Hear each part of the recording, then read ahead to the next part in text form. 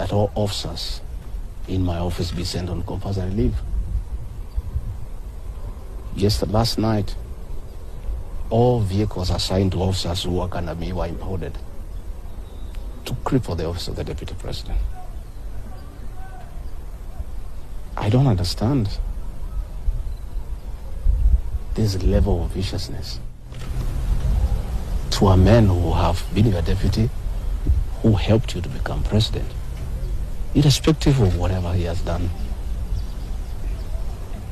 At his lowest moment in life, when he's literally struggling to stay alive, you unleash such viciousness against him. I bear no grudge against anybody, but this had not seen that in President William Ruto. The man I'm seeing is not the one that I thought that I knew. I know there was concerted effort that I should not go to Kwale for the celebration. Wilson Airport were told that I should not go through Wilson Airport. All owners of helicopters were told that I should not be allowed to use any of them to go to Kwale. I don't understand. But as I say, I want the people of Kenya to know that as I go home today, I have no security. And it's good that they know. And if anything happens to me or my family, President William Ruto must be held to account. We've made many mistakes in life.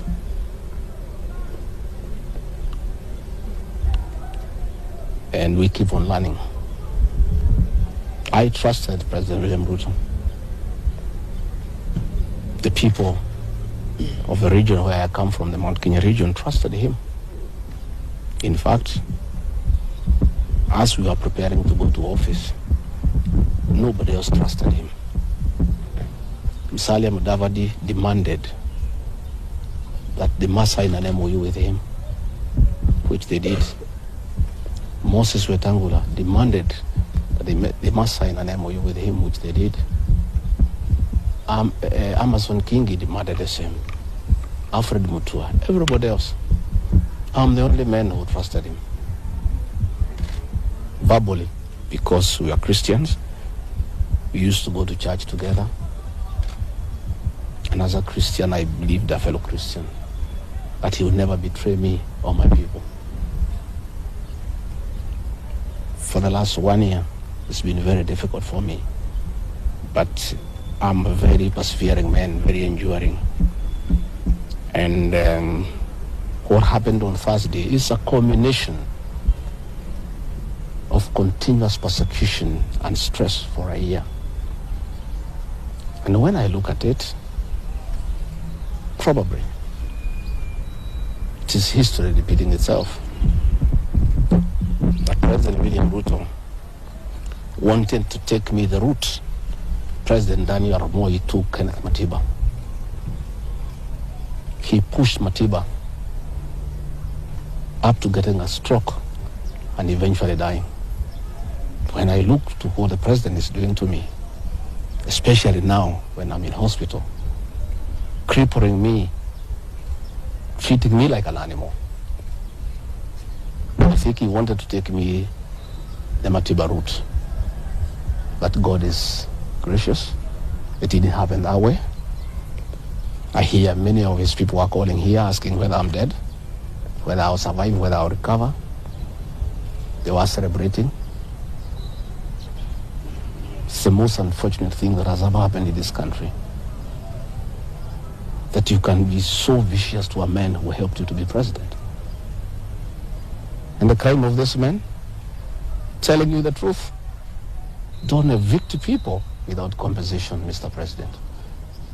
Mr. President, don't overtax people. You are killing them, you are killing their businesses. Don't force a housing program on people. If people do not want these houses, don't force them. My only problem with the president is just being truthful, because nobody else can tell him. The framers of the 2010 Constitution wanted a deputy president who is elected as a buffer who can stand for the people. The charity we are being treated for, too, is get rid of an elected deputy president and appoint a control freak. A fellow you appoint who cannot ask a question, who cannot say anything. And I'm sure if they succeed, he'll be asked to sign an undated resignation letter so that in case he starts asking questions, he can just be told to resign. But the framers of the 2010 Constitution were very clear in their mind why they wanted a deputy president who is elected. I'm the only man in the cabinet and in the whole government who can stand up to President William Ruto and tell him, hey brother, this is not right. This Adani thing is not good for the country. There's too much corruption, Mr. President. This how thing is being forced down on the people of Kenya. And they don't like it. Please don't force it down on them. You know, situations where medical equipment that was being supplied by Kenyans to the Ministry of Health now has been given to one single Asian. I say, Mr. President, this is not right. We are killing our business people. So, as we speak, I say that my lawyers are in court. We have faith in our judiciary. And I requested that, according to the rules of natural justice, I be accorded an opportunity to be heard in the Senate. You remember I presented myself to the National Assembly and defended myself. In the Senate, I was there day one. And even when the Speaker asked me to sit down to listen to the charges, I decided to stand up to face my accusers. I was there the following day. I was ready for cross-examination. The 11 counts is nothing but malice and fiction. It was a political game by the president to get rid of me.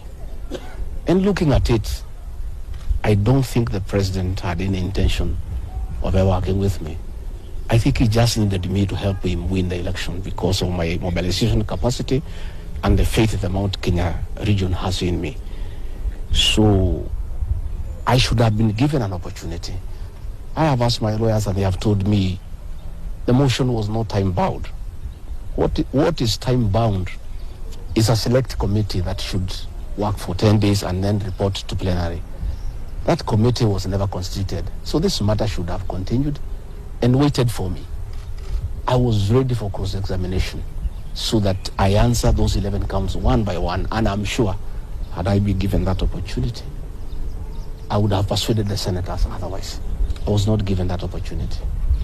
When you look at the speed at which Rigathi Gachagua is being held in that office, it's like the story of Simon Makonde. You remember that story? One who died, who was born on Monday and by Sunday was buried. The kind of efficiency that has been exhibited in holding Rigathi Gachagua out of office, if this efficiency was being exhibited in the management of the affairs of this country, Kenyans will be very happy. What is the hurry? The framers of the Constitution gave the president 14 days to look for somebody to replace the deputy president. It gave Parliament another 60 days. That's a total of 74 days. Why is a job that was prescribed by the framers of the Constitution to be done within 74 days is being done in half a day? You must ask yourself that question. I think it's being hurried to circumvent justice to avoid the courts of law from interrogating this matter and making a decision. The courts told us they don't want to interfere with the process, to let the parliamentary process get finished and then go to them. We have gone to them now. It's over. The courts will interrogate the process and make a determination. But I ask, let the president obey court orders. Through a court order, Rigathi Gachagua is deputy president. Why doesn't he have cars? Why doesn't he have security? Why has his office been made dysfunctional? I think it's very important. But finally, I want to tell the people of Kenya that I don't feel safe. And for the first time, let me say that on 30th of August, in Kisumu, undercover security agents entered my room in Kisumu and bagged it. And one of them tried to poison my food. But we detected it, and we were able to escape the scheme. I was supposed to be killed through poisoning. On 3rd of September, in Nyeri, another team from the National Intelligence Service came to Nyeri and tried to poison food that was meant for me and Kikuyu Council of Elders. I did report this matter to the National Intelligence Service, and the officers who were assigned to my office, I asked them to leave because I felt I was not safe. After the 2 attempts to assassinate me through food poisoning failed, it is when this impeachment motion was hatched. When my security was withdrawn here, officers from the National Intelligence Service have been hovering in every room, in every compound here, to an extent that I had to call my wife and my children to come and stay in my room, just in case they get entry to my room or compromise the people who are treating me. So Rigathi Gachagua and his family feel very exposed because these people have tried to kill us before. They have now tried to get us out of office. So I asked President William Ruto, my brother, I helped you to be president. Leave me alone. Leave my children alone. Do whatever you want, but let me live. Let me look after my children. You can do whatever you want with the country, but allow me to live. Because I was there for you when you needed somebody to be there for you. When you were in trouble and you needed a man who could stand with you, I stood with you, with my family. You have paid us in kind by being so cruel and vicious against us. We are simple people. We are a very small family. Let us be. Do whatever you want, but please, Mr. President, I beg you, don't kill us. Don't kill my children. You have caused me enough pain for the last 1 year. Please, leave me alone. Let me be. God will take care of me. I don't have to have security. I don't have to have drivers. I don't have to have cars. Please allow me to have my peace, if nothing else. And remember, I was there for you when you needed a man to be there for you. Let the courts of law uphold and protect our Constitution. I ask the Chief Justice, Martha Koome, to live true to the fidelity of our Constitution, to make sure that this is a country of the rule of law, to allow the court process to take place and ensure that this process is not nugatory. There are orders asking that Rigathi Gachagua remain in office until this matter is heard and determined. Let it be. Thank you very much. Just a point, please. I don't want to say. Leave him alone. Leave him alone. What's wrong?